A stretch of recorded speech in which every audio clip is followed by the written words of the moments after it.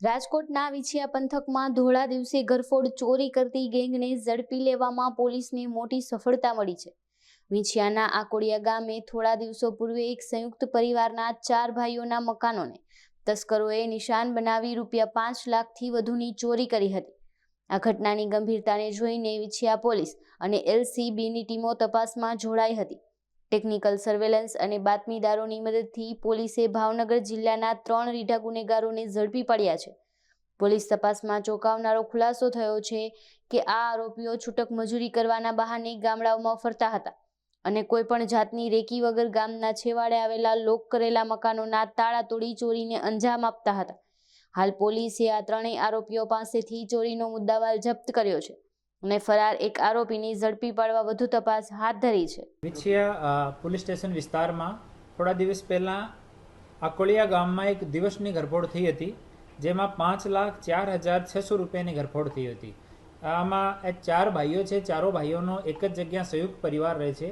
આમાં 4 મકાન, એક જ હવેલીમાંથી 4 મકાન લોકો તોડ્યા હતા અને આમાં તમામ સોના ચાંદીના જે જૂના દાગીના હતા એ મળીને ₹5,04,000ની ચોરી કરી હતી। પછી આમાં વિછિયા પોલીસ સ્ટેશનની ટીમ, LCBની ટીમે તમામ લોકો ટેકનિકલ સર્વેલન્સ સાથે અને બાતમીદારો સાથે મળીને આમાં 2 આરોપીઓને પકડી પાડ્યા છે। એમાં એક ભરત ઉર્ફે પથુ, આ વલ્લભીપુર ભાવનગરનો રહેવાસી છે। આના ઉપર ભૂતકાળમાં ઘરફોડ ચોરીના 22 ગુના છે। બીજો મુકેશ ઉર્ફે કાબલી ઉર્ફે ભોપો, ઉમરાળા ભાવનગરનો છે। એના ઉપર ભૂતકાળમાં 26 ગુનાઓ છે, તમામ ચોરીઓના ગુના છે। અને ત્રીજો રાકેશભાઈ સનો ભૂપતભાઈ પરમાર, પાલીતાણા ભાવનગરનો છે। એના ઉપર 11 ગુના ચોરીના દર્જ છે। એ 3 આરોપીઓ પકડવામાં આવ્યા છે અને એક સંજય ઉર્ફે CJ વાઘેલ વલ્લભીપુરનો છે, એના ઉપર 3 ગુના ઓલરેડી રજીસ્ટર છે અને એને પકડવો હાલ બાકી છે।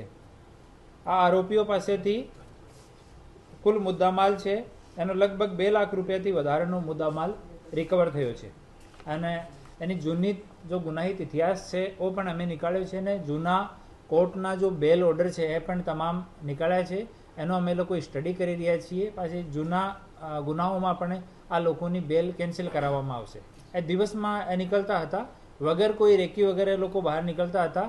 જ્યારે પણ કોઈ લોક કરેલો ઘર દિવસમાં મળે કોઈ સુનસાન ગળીમાં કે ગામના કોર્નરમાં, તો આ ઘરમાં એ લોકો તાળો તોડીને એન્ટર કરતા હતા અને પછી જે પણ મળી જાય એ લઈને જતા રહેતા। એ છૂટક મજૂરી કરવાવાળા છે।